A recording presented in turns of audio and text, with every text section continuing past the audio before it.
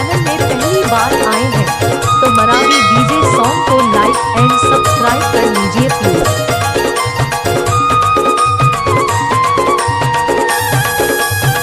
आप लोग सुन रहे हैं मराठी डीजे सॉन्ग।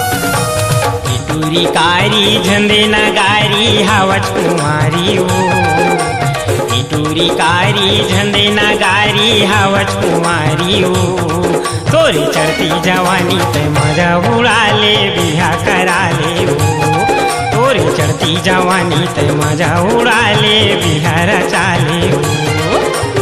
इटूरा करिया हवस छलिया गारी खवाबे रे, इटूरा करिया हवस छलिया गारी खवाबे रे, दाई ददल बताऊं तो न गारी खवाऊं झनी तेरा नारे, दाई ददल बताऊं तो न गारी खवाऊं झनी तेरा नारे।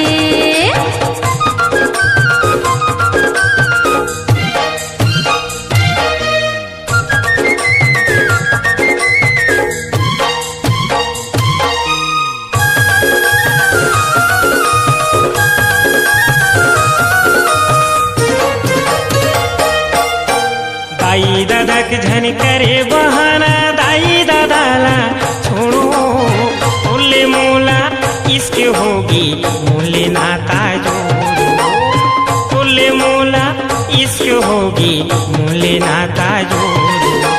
दाई दादा के झन करे बहाना, दाई दादाला छोड़ो बोले मोला इसके होगी मोले नाता जोड़ो, बोले मोला इसके होगी मूले नाता जोड़ो।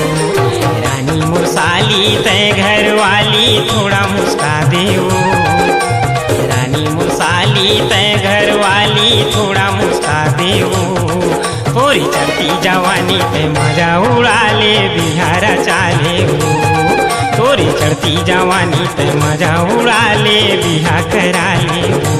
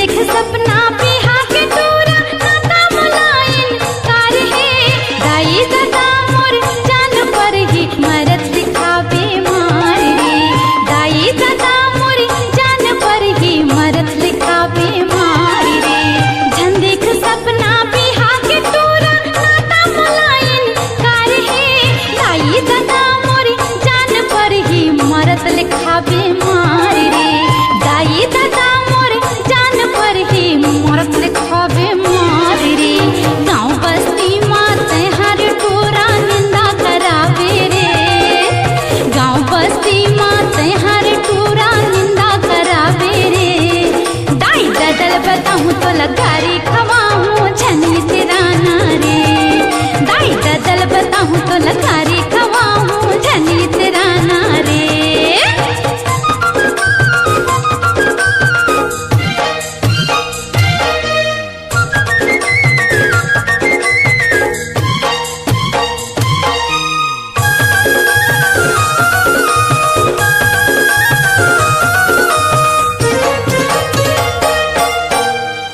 दीवानी सुन मोर गोरी मर जाऊं मैं हाँ जान से, ऐसन हरकत झन कर राजा क्रिया हवे मुईमान से, ऐसन हरकत झन कर राजा क्रिया हवे मुईमान से।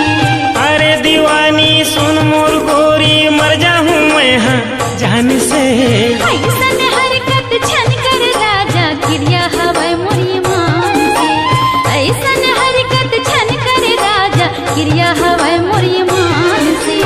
अब का नाता है का इरादा है मोला बता दियो, अब का नाता है का इरादा है मोला बता दियो, तोर चढ़ती जवानी पे मजा उड़ा ले बिहारा चाले ओ, तोर चढ़ती जवानी पे मजा उड़ा ले बिहा करा ले ओ।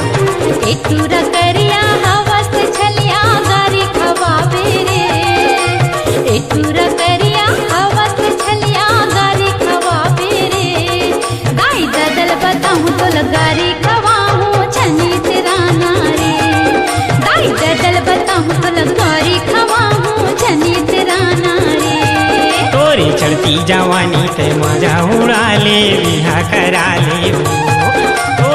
ती जवानी ते मजा उडालेली